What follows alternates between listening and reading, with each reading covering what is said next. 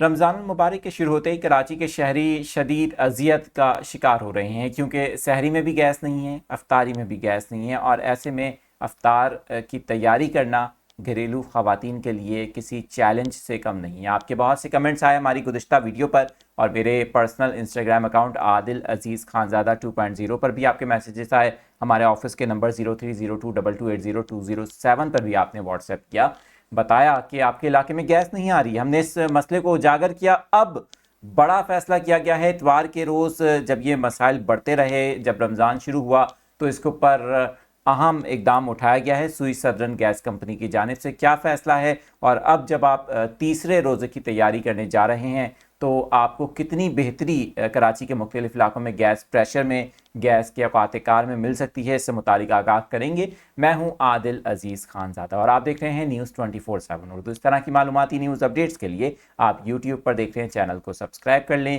دیگر social media accounts پر بھی ہمیں جوائن کر سکتے ہیں۔ اچھا، فیصلہ یہ کیا گیا ہے، قائم مقام جو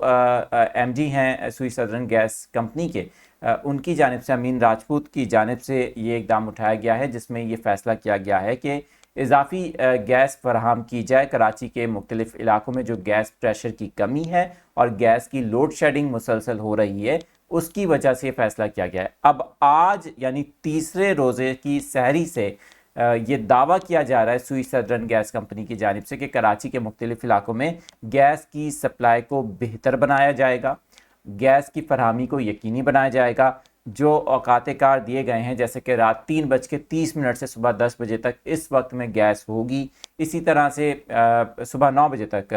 گیس ہوگی، اور اس کے بعد پھر دوپہر 3 بجے سے لے کر رات 10 بجے تک گیس ہوگی۔ اب آپ نے کمنٹس کرنا ہے،